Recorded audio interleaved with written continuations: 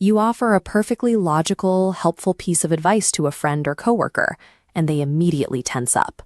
Even though your suggestion would clearly help them, they push back, digging their heels in and refusing to listen.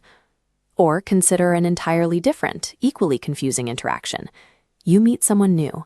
You haven't had a single argument, yet they treat you with icy detachment or passive-aggressive hostility.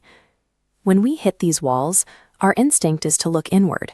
We replay conversations in our heads, scrutinize our tone of voice, and wonder what exactly we did to provoke such a strong reaction. Psychology suggests these reactions operate as a mask for the other person's internal struggles. They signal a psychological reflex that often has very little to do with the conversation at hand.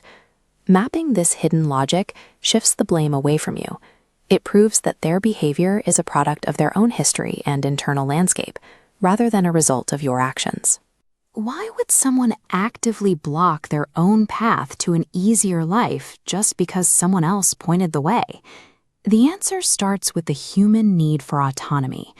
Most people require a sense of control over their own decisions, but for certain highly sensitive individuals, that baseline need is dialed to the extreme. Psychologists identify this as psychological reactance, a hardwired defense mechanism triggering the moment the brain perceives its freedom is restricted. Directives are interpreted as threats to independence, shifting their internal focus entirely toward restoring that freedom by rejecting the task entirely. This resistance signals a deeply self-directed mind. They prefer to analyze information, form their own conclusions, rather than follow a script written by someone else. Because they value autonomy so heavily, they take total ownership over their outcomes. Achievements only feel meaningful to them if they are the direct result of their own choices. This rejection signals a highly sensitive, self-directed mind, fiercely protecting its psychological boundaries, prioritizing their need for independence over the specific value of your advice.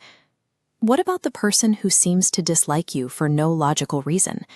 This behavior frequently stems from a habit of constant comparison. Some individuals measure their self-worth against everyone around them. If you walk in exhibiting confidence or success, your presence triggers their deep-seated insecurities. To manage that discomfort, they use psychological projection, an unconscious process taking uncomfortable internal qualities and assigning them to an external target. This pervasive negative bias causes them to interpret your neutral actions as hostile, assuming quietness is judgment and success is showing off. Your independence itself becomes an irritant. Individuals who rely heavily on social approval feel intimidated by someone who is self-directed and doesn't seek external validation. You become a convenient scapegoat for frustrations the hater refuses to examine within themselves. They are directing their internal struggles toward the person closest to them. Unprovoked hate characterizes an insecure person, using you as a target to avoid their own inner conflict. This reaction exists independent of your actual character or any flaws you might have. Whether you are dealing with aggressive pushback or passive-aggressive silence, the underlying mechanism is the same. These difficult behaviors are internal defense mechanisms operating in plain sight.